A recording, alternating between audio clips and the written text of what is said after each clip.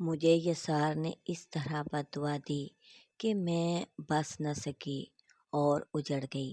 ایک بہت ہی پیاری کہانی۔ میں ہوں اریحا اور آپ میرا چینل دیکھ رہے ہیں اریحا کہانیاں۔ میں نے میٹرک کا امتحان دیا تھا کہ اچانک والد صاحب کا انتقال ہو گیا۔ کسی نے انہیں گولی مار دی تھی۔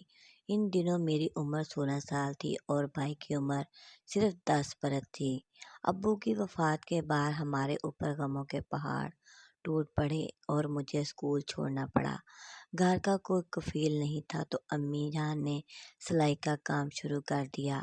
میں نے کم عمری کے باوجود ان کا ہاتھ بٹانا شروع کر دیا اور یوں آہستہ آہستہ میں نے بھی سلائی میں مہارت حاصل کر لی۔ پھر میں نے پرائیویٹ طور پر امتحان دیا اور میٹرک پاس کر لیا۔ تایا ابو کی سفارش سے مجھے ایک اسکول میں نوکری مل گئی جہاں صرف 1200 روپے تنخواہ ملتی تھی۔ اس زمانے میں یہ تنخواہ 12,000 کے برابر تھی۔ میرا بھائی چوتھی جماعت میں تھا لیکن مالی حالات کی وجہ سے اسے بھی پڑھائی چھوڑنی پڑی۔ تایا ابو کی ورکشاپ تھی، انہوں نے زاہد کو اپنی ورکشاپ میں کام سکھانے پر لگا دیا۔ تایا ابو کا بیٹا سراج مجھ سے بہت محبت کرتا تھا، لیکن میں سوچتی تھی کہ والد کی موت کے بعد ہمارے مالی حالات خراب ہو گئے ہیں تو بھلا اب سراج کو مجھ سے کیا لگاؤ ہوگا۔ پھر شادی تو برابری کی بنیاد پر ہوتی ہے اور غربت میں تایا ابو مجھے بہو بنانے سے رہے۔ ایک دن میں اسکول سے گھر لوٹ رہی تھی تو سراج مل گیا۔ وہ موٹر سائیکل پر تھا اور کہنے لگا، چلو میں تمہیں گھر چھوڑ دیتا ہوں۔ راستے میں ہم باتیں کرنے لگے۔ میں نے کہا کہ ہمارے حالات بدل گئے ہیں تو میں سوچتی تھی کہ تم مجھ سے ملنا چھوڑ دو گے۔ سراج نے جواب دیا کہ ایسا تم نے کیسے سوچ لیا؟ دولت سے رشتے نہیں جڑتے، یہ دلوں اور محبت سے جڑتے ہیں۔ جیسے روح کے بغیر انسان کچھ نہیں ہوتا، ویسے ہی محبت کے بغیر زندگی بیکار ہے۔ جب میں گھر پہنچی تو ایک اجنبی نوجوان اور ایک بیمار لڑکی کو دیکھ کر حیران ہو گئی۔ امی نے مجھے بتایا کہ پریشان مت ہو، یہ مصطفیٰ اور اس کی بیوی ہیں۔ پچھلے زلزلے میں ان کے والدین گم ہو گئے تھے اور ان کا کوئی پتہ نہیں چلا کہ وہ کہاں گئے۔ یہ دونوں تمہاری خالہ کے پڑوسی تھے اور خالہ نے انہیں یہاں بھیجا ہے۔ میں نے ان کو پناہ دے دی ہے۔ میں نے کہا کہ امی، ہم خود بھی تو ایک مشکلات کا شکار ہیں۔ امی بولیں کہ بیٹی، مہمان اپنی قسمت ساتھ لاتے ہیں۔ امی کے سمجھانے پر میں نے مصطفیٰ کو بھائی اور ان کی بیوی کو بھابھی مان لیا۔ مصطفیٰ بھائی بھی شاہد کے ساتھ تایا ابو کی ورکشاپ میں کام پر جانے لگے، جس سے ہمارے حالات کچھ بہتر ہو گئے۔ دوسری طرف سراج دل لگا کر تعلیم مکمل کر رہا تھا تاکہ جلد از جلد مجھے بیاہ کر اپنے گھر لے جا سکے۔ امینہ بھابھی کی صحت اب پہلے سے بہتر ہو چکی تھی۔ ایک دن میں اسکول سے واپس آئی تو بھابھی کی طبیعت بہت خراب تھی اور امی کو انہیں اسپتال لے جانا پڑا۔ رپورٹ آئی تو پتہ چلا کہ وہ امید سے ہیں۔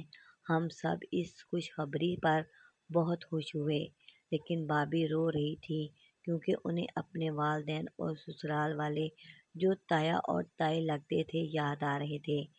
دن ہنسی خوشی گزرتے گئے۔ پھر وہ دن بھی آ گیا جب بھابھی کے یہاں ایک بچے کی پیدائش ہوئی۔ اب مجھے ایک ننھا بھتیجا مل گیا تھا اور شاہد کو چپ کروانے والا بھی۔ امی جان نے پورے محلے میں مٹھائی تقسیم کی کہ اللہ تعالیٰ نے مصطفیٰ بھائی کو چاند سا بیٹا دیا ہے۔ میں نے اس کا نام عبداللہ رکھا۔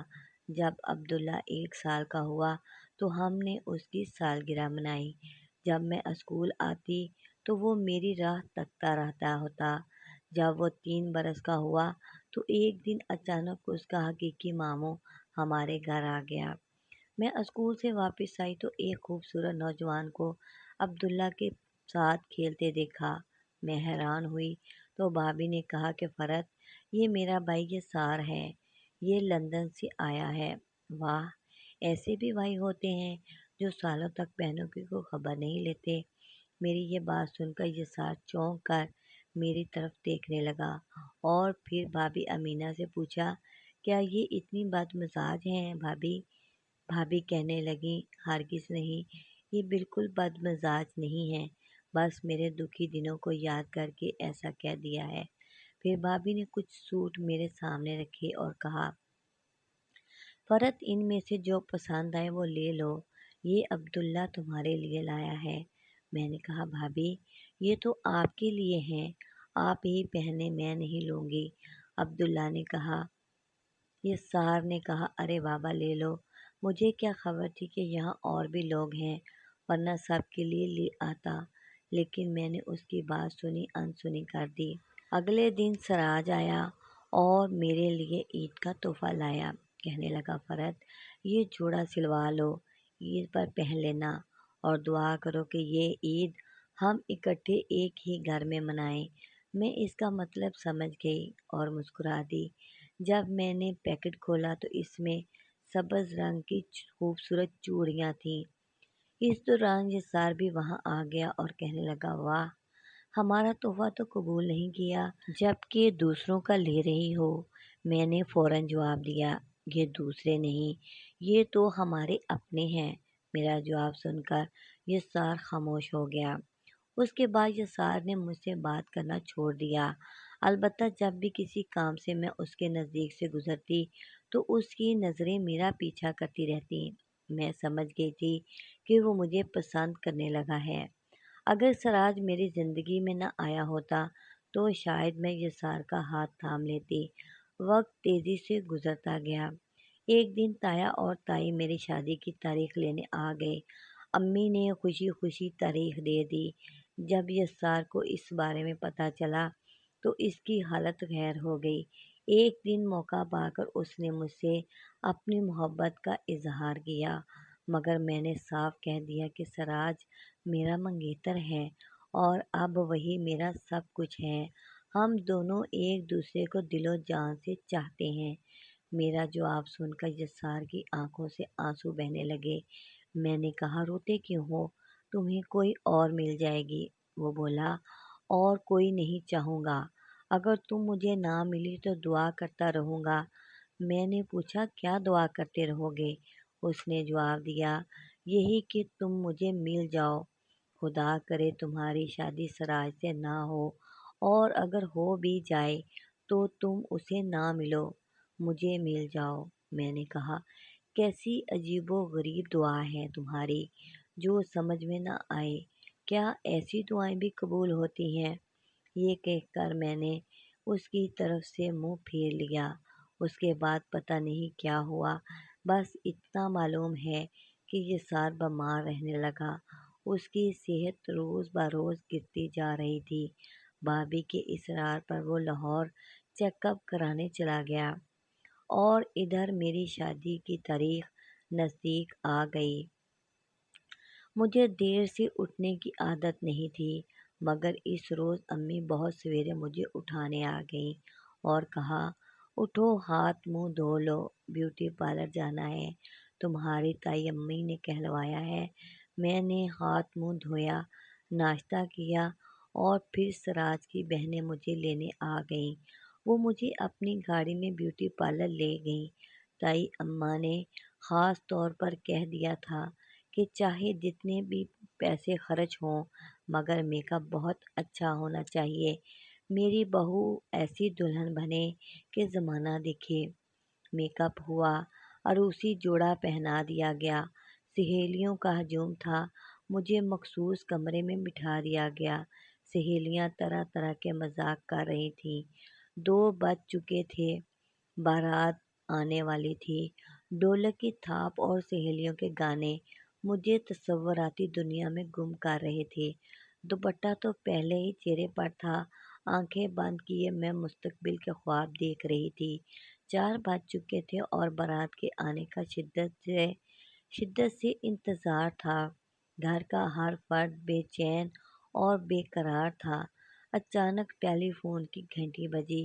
میرے بھائی شاہد نے ریسیور اٹھایا۔ دوسری طرف تایا ابو بول رہے تھے کہ دولہا کی گاڑی کا راستے میں ایکسیڈنٹ ہو گیا ہے، اسے فوراً اسپتال لے جایا گیا ہے۔ پل سے جب گاڑی موڑ کاٹ رہی تھی تو کسی نے پہلو سے ٹکر مار دی۔ یہ سن کر معلوم ہوا کہ سراج کو اسپتال میں داخل کر دیا گیا ہے اور شادی ملتوی ہو گئی ہے۔ میں جوں کی توں بیٹھی رہ گئی۔ ادھر اسپتال میں جب سراج کو ہوش آیا تو اس نے اپنے والد کو بلایا۔ پہلا سوال یہی کیا کہ یہاں سے سسرال والوں کا گھر کتنی دور ہے؟ انہوں نے جواب دیا کہ یہی 2-4 میل کے فاصلے پر۔ ڈاکٹروں کی ہدایت کے مطابق سراج کو 3 دن بعد اسپتال سے فارغ ہونا تھا، مگر اس کی ضد اور شوق کے سامنے کسی کی نہ چلی اور وہ اسی وقت گاڑی میں بیٹھا اور زخمی حالت میں بارات کو لے کر آ پہنچا۔ گھر میں مہمان جا رہے تھے، لیکن جب انہوں نے بارات کو دیکھا تو سب خوش ہو گئے۔ ہر طرف چہل پہل ہو گئی، خوشیاں لوٹ آئیں اور شادیانے بجنے لگے۔ نکاح کے بعد سراج کو ایک کمرے میں لٹا دیا گیا۔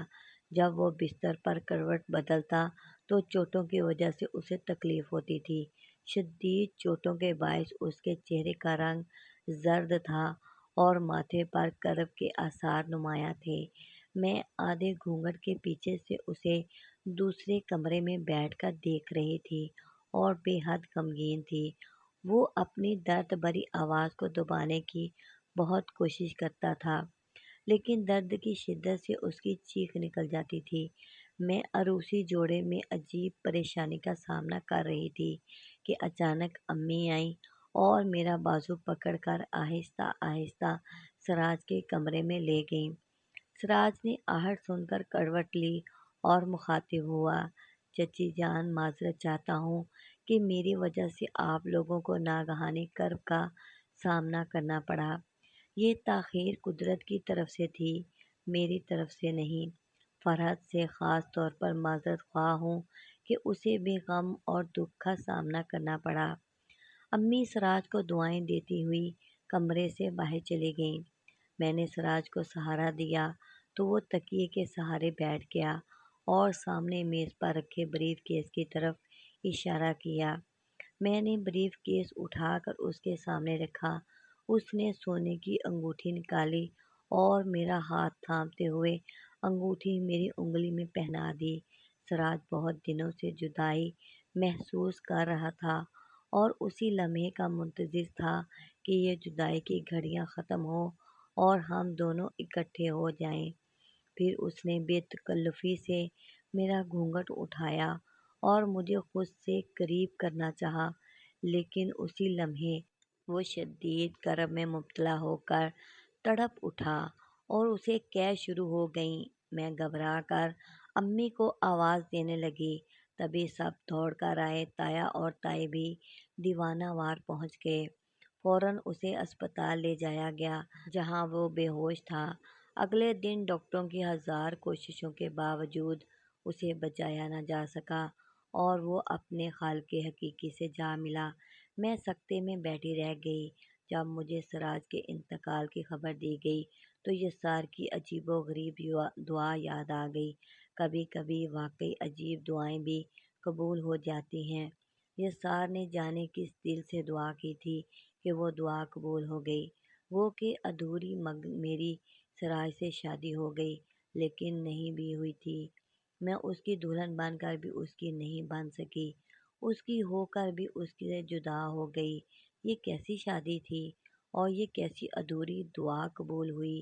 آج معلوم نہیں کہ یسار کس حال میں ہے، مگر جس حال میں بھی ہے، اگر کبھی مل گیا تو اس سے ضرور پوچھوں گی کہ آخر تم نے ایسی دعا کیوں کی جس نے میری زندگی کو اجیرن کر دیا۔